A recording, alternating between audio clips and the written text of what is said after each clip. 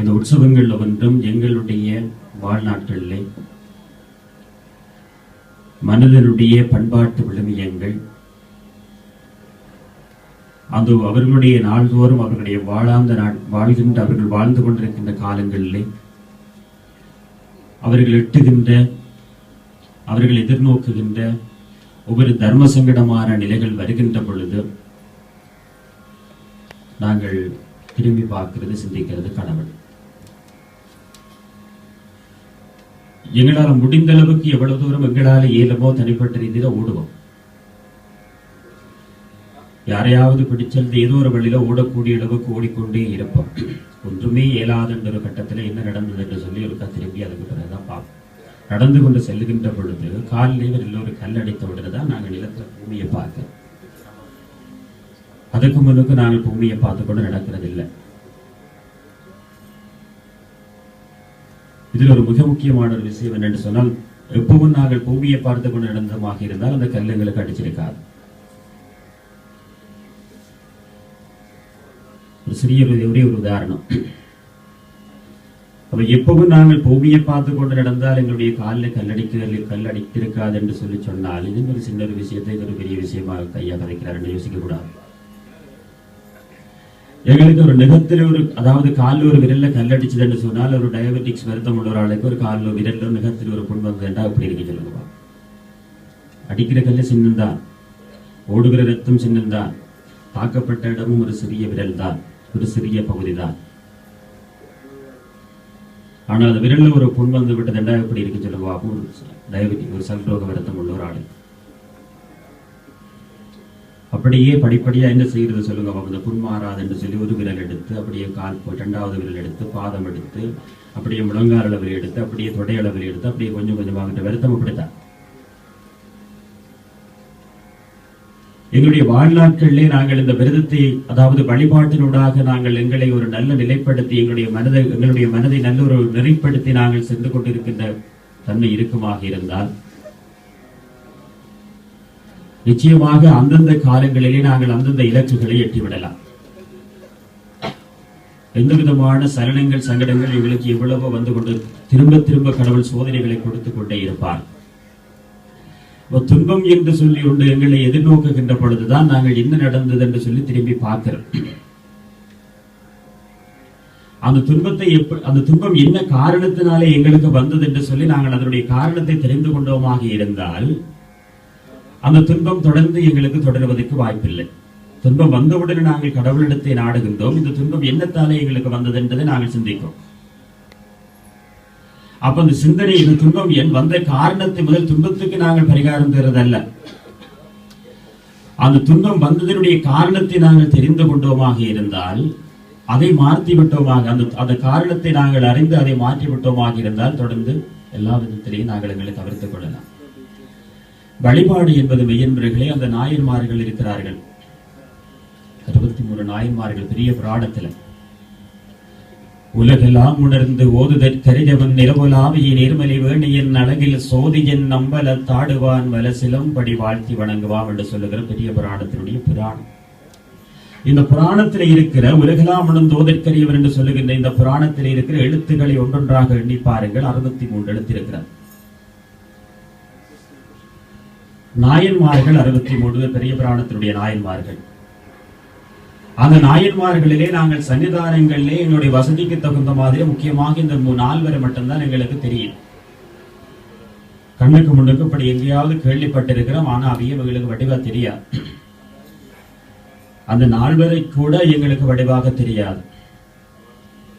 நாங்கள் எவ்வளவு தூரம் ஒரு பலகீனமானவர்களாக இருக்கிறோம் என்று பாருங்க. என்ன காரணம்? நல்ல சத்துள்ள சாப்பாடு அல்ல, பலகீனம். இன்றைக்கு நாங்கள் இந்த எம்பெருமாட்டியை நாங்கள் அமைதியாக அற்புதமாக திருமுறைகளை படித்து வீதி பலம் பெறணும் என்று சொல்லி யோசித்த நாங்கள், வெளிக்கிட்ட நாங்கள், ஆசைப்பட்ட நாங்கள். கடவுள் மெய்யன்பர்களே, இறைவன் எங்களுக்கு என்னத்தை சொல்ல கொடுப்பார் என்று சொன்னால் சந்தர்ப்பத்தை தான் கொடுப்பார். அதை சாதகமாக்கி கொள்ள வேண்டியது எங்கள் ஒவ்வொருவருடைய கடமை.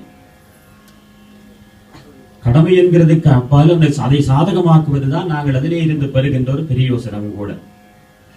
அப்ப இன்றைய தினம் திருமுறை திருவிழா என்று சொல்லி அடியவர்கள் உங்களுக்கான ஒரு நாள்.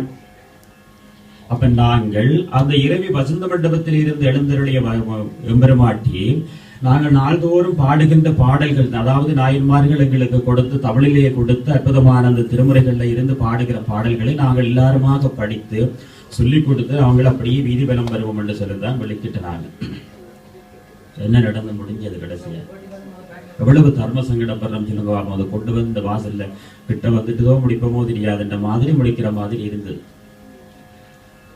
தொடக்கத்திலே இருந்தே நான் முடிகின்ற வரையிலே பாடல் படித்துக் கொண்டு வந்து முடிக்கலாம், அதில்லை, அது என்னுடைய நோக்கம் அல்லவே என்பதில்லை. அடியவர்கள்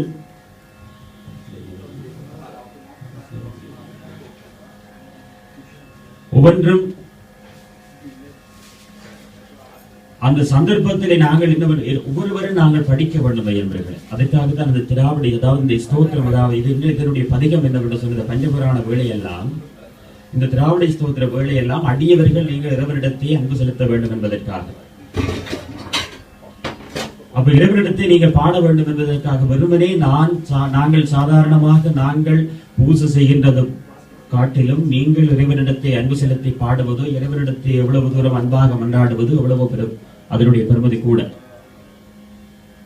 அப்ப அதற்கான ஒரு சந்தர்ப்பத்தை தான் நாங்கள் இன்றைய தினம் கூடி நாங்கள் சந்திருந்தோம், நேற்றும் சொல்லி இருந்தோம். அப்ப நாங்கள் எல்லாரும் சேர்ந்து மெய்யன்பர்களே இந்த பதிகங்கள் ஒரு சிலதையாவது நாங்கள் எடுத்து பார்த்து இந்த சன்னிதானங்கள் இந்த வேளையில நாங்கள் திருவாரம் பாடுங்கோண்டு சொல்ல விடனா அப்படியே திருப்பி அங்கால இன்னொரு ஆள் இருந்தாலும் சொல்லி நீங்கள் படிங்கோ நீங்கள் போடுற பாட்டை பார்க்க கடவுளுக்கே கஷ்டமா போயிடும். நீங்களா ஒரு 3 திருவாரம் புராணத்துக்கு இவ்வளவு கஷ்டப்படுது இந்த தெய்வங்கள் நீங்கள் என்று அம்பாளுக்கு வரப்படுது.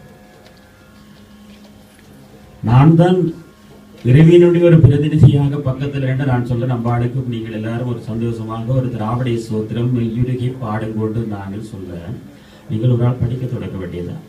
மற்ற ஆளுக்கு சொல்ல சொல்லி நான் யாருக்குமே சொல்ல, அந்த தண்ணியை நீ தயவு செய்து விட்டுடு. இறைவன் என்ன நாங்கள் என்னென்னு சொன்னால் மெய்யன்பர்களே, சிற்பம் என்பது பாருங்கள், இந்த இறைவனுடைய இந்த சிற்பம் நாங்கள் ஆரம்பத்திலே பார்க்கின்ற பொழுது கல்லுத்தான்.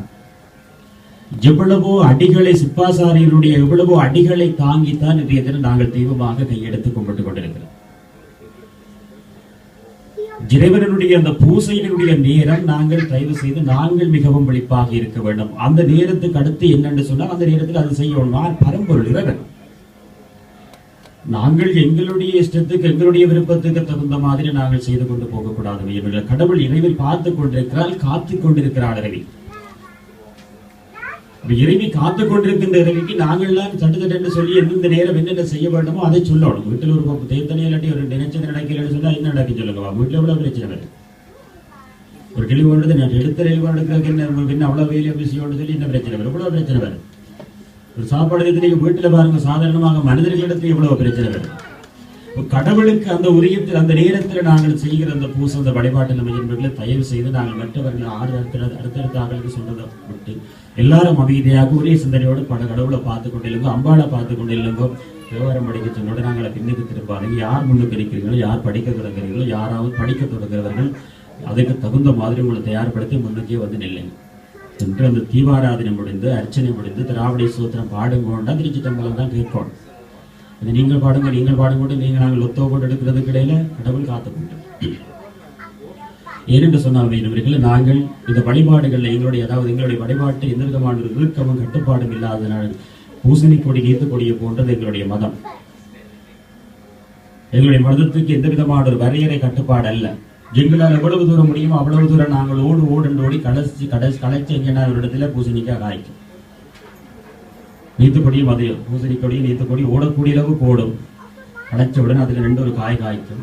அந்த காய் அப்படியே பழக்கும். அதாவது நாங்கள் இடையில பறிச்சா கரையாச்சு இல்லை என்று சொன்னால் அதிலேயே பேர்ந்து முத்தாகி திருப்பி அதில இருந்து கொடி விட்டு பேர்ந்து அப்படியே ஓடும், அப்படியே பேர்ந்து முளைக்கும். அதான் அந்த நீத்துக்கொடி பூசணிக்கொடி. அதே மாதிரி தான் எங்களுடைய மதம். ஓடக்கூடியவுக்கும் ஓடிக்கொண்டிருக்கும் ஒரு இடத்தை நீப்பம் கடைசியாக. அதே மாதிரி தான் எங்களுடைய வாழ்க்கை. எங்களுடைய மதத்தின் தகுமாகத்தான் நாங்கள் எங்களுடைய வாழ்க்கை. அப்ப நாங்கள் அதை சிந்தனையிலே கொண்டு வந்து நாங்கள் இந்த வழிபாட்டோடு சேர்ந்து நாங்கள் எங்களுடைய மனநிலைமைகளை கொண்டு செல்வதனூடாக எங்களை வளப்படுத்தி அதனூடாக நாங்கள் எங்களுடைய சிந்தனைகள் நாங்கள் செய்கின்ற காரியங்களும் ஒன்று நல்ல வளமாக அமைந்து வழிவாசங்கள், அதாவது இறைவன் எவ்வளவு தூரம் அடியவர்களுக்கு எளியவன் என்று சொல்லுவது போல மணிவாசக சுவாமிகள் சொல்லுகிற பாருங்க, மணிவாசக சுவாமிகள் எங்களுக்கு கொடுத்திருக்கிறது. தொல்லையிலும் பிறவி சூடும் தலை நீக்கி அல்லல்லறுத்து ஆனந்தம் ஆக்கியதே எல்லை மறுவா நெறியளிக்கும் வதபூரன் என்போன் திருவாசகம் என்னும் தேன். துல்லையிலும் பிறவி சூடும் தலை நீக்கி அல்லல் அறுத்து ஆனந்தம் ஆக்கி. நாங்கள் செய்யற என்ன சொல்லுங்க பாப்போம் ஐயர்களே. தொல்லையிலும் பிறவி என்ன, நீங்க அதை நாங்கள் அதில் எந்த விளங்கி கொண்டிருக்கிறோம்? தொல்லையிலும் பிறவி, நாங்கள் பிறந்ததே தொல்லைதான். எடுத்திருக்கின்ற இந்த பிறப்பு தொல்லையானது எவ்வளவு சிரமப்படுறேன்னு சொல்லுங்க பாப்போம். சந்தோஷமா இருக்கிற மாதிரி யோசிச்சு பாருங்க. சதா விடிஞ்சா பொழுத விட மட்டும், அது பொழுது விட்டாகி முடியும் மட்டும், இப்படியே மாறி மாறி தொல்லைதான். தொல்லையிலும் பிறவி சூடும் தலை நீக்கி அல்லல் அறுத்து ஆனந்தம். அதாவது மணிவாசக சுவாமிகள் சொல்லுகிறார், தொல்லையிலும் பிறவி சூடும் தலை நீக்கி அல்லல் அறுத்து ஆனந்தமாக்கீரி எல்லைய மறுவாறு நெறியளிக்கும் வாதபூர்வன் என்போர் திருவாசகம் என்னும் அந்த திருவாசகத்தை படித்து அதில் இருக்கிற ஒவ்வொரு வரிகளும் அற்புதமான ஒவ்வொன்றையும் பிரிச்சு பார்த்தோமாக இருந்தால் எவ்வளவு அற்புதங்கள் இருக்கிறது. அதில் இருந்து தொடர்ந்து நமச்சிவாய வாழ்க நாதந்தாள் வாழ்க இவை பொழுதும் எம் நெஞ்சில் நீங்காதான் தாழ்வாழ்க. நமச்சிவாய வாழ்க எங்களுடைய நாவிலே எங்களுடைய சிந்தனையிலே எப்பொழுதும் உதித்துக் கொண்டிருக்க வேண்டிய, நாங்கள் உச்சரித்துக் கொண்டிருக்க வேண்டிய வசனம் எது சொல்லுங்க பார்ப்போம். நாங்கள் என்ன உச்சரிக்கிறோம் சொல்லுங்க ஆகும். கிழமையில் ஒருக்கா நமச்சிவாய சொன்னாங்க சொல்லுங்க, மாதத்தில் ஒருக்கா கறக்க வேண்டாம். மாதத்தில் ஒருக்கா நமச்சிவாய என்று சொன்னாங்க. கும்புறது நாங்கள் நமச்சிவாய உச்சரிச்சார்கள்.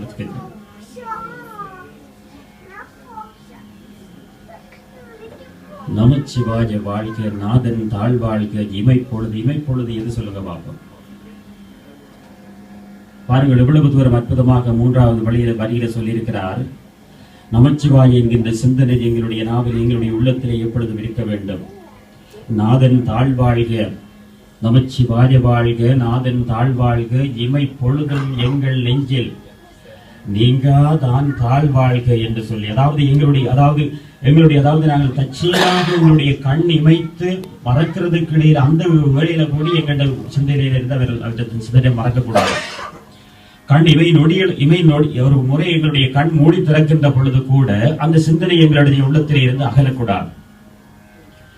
இவை பொழுதும் எம் நெஞ்சில் நீங்காதான் தாழ்வாழ்க கோகலி ஆண்ட குரு மனிதன் தாழ்வாழ்க. யார் கொடுத்தது சொல்லுங்க பாப்போம். இது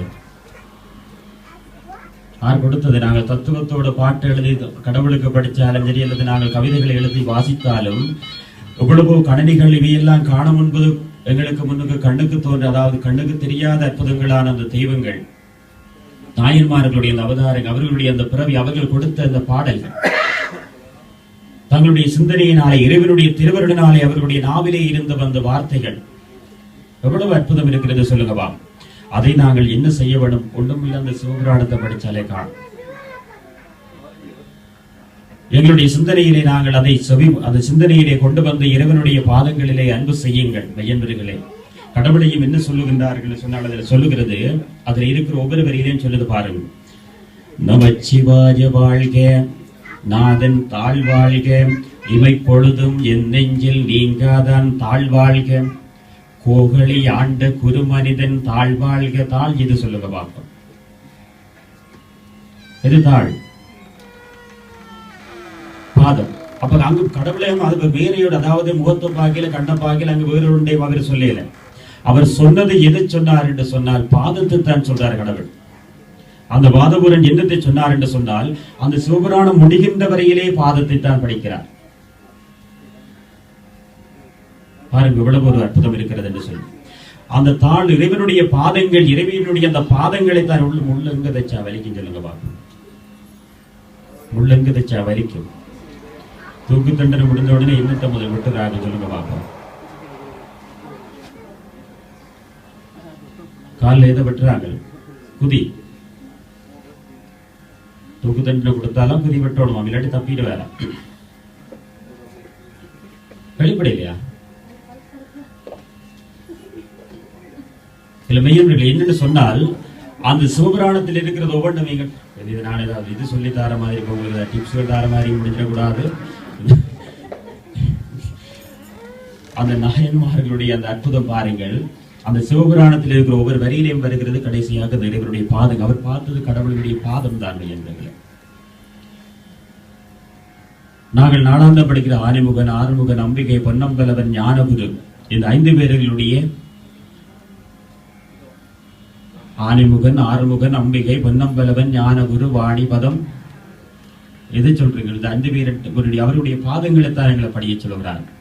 அப்ப எங்களிடத்தை பணிவு எப்பொழுதும் இறுக்கமாக இருந்தால், எங்களுடைய இந்த பணிவு எப்பொழுதும் இறுக்கமாக இருந்தால், பரம்பொருளிடத்தை நாங்கள் எங்களுடைய தியானங்கள் வழிபாடுகள் இறுக்கமாக இருந்தால், எங்களிடத்தை பணிவு இருக்கும். பணிவு இருந்தது என்று சொன்னால் நாங்கள் இந்த பிரபஞ்சத்தை வென்றுவிடலாம்.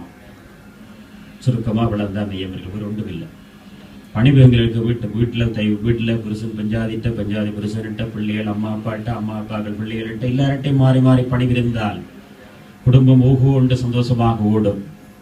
வை டெலிபோன் பெற எடுக்கிறேன் என்று சொல்லி சொன்னால் 3 நாளைக்கு பெரிய பிரச்சனையா இருக்கு. புதுதான் கிடக்கு சாப்பிடுங்க என்று சொன்னால் சாப்பாடு சமைக்காது. வாழ்க்கையில நாங்கள் எங்களுடைய குடும்பத்தை சந்தோஷமாக கொண்டு போறதுக்கிறார் என்று சொன்னால் ஏன் இது கட்டங்கள் ஒவ்வொன்றையும் சாதுவா தொட்டு பார்க்கிறோம் என்று சொன்னால் எங்கள் உஸ்லோவில் இருக்கிற கிட்டத்தட்ட 60-70 விதமான சங்கடங்கள், தர்ம சங்கடங்களை வச்சு நான் சொல்றேன். நாங்கள் புலம்பெயர்ந்து வந்திருந்தாலும் நாங்கள் நல்லாக இருக்க வேண்டும், சந்தோஷமாக வாழ வேண்டும் என்று சொல்லிதான் அங்கிருந்து இங்கே வந்த நாங்கள். ஆனால் இங்கேயும் வந்து நாங்கள் எங்களாலேயே நாங்கள் சங்கடங்களை ஏற்படுத்திக் கொண்டிருக்கிறதில் எந்த விதமான ஒரு பிரயோசனமும் இல்லை. வழிபாட்டிலேயே ஒரு சிறிதளவு நேரத்தையாவது ஒதுக்குங்கள் மெய்யன்பர்களை. வழிபாட்டிலே உங்களை அர்ப்பணித்து செல்லுங்கள்.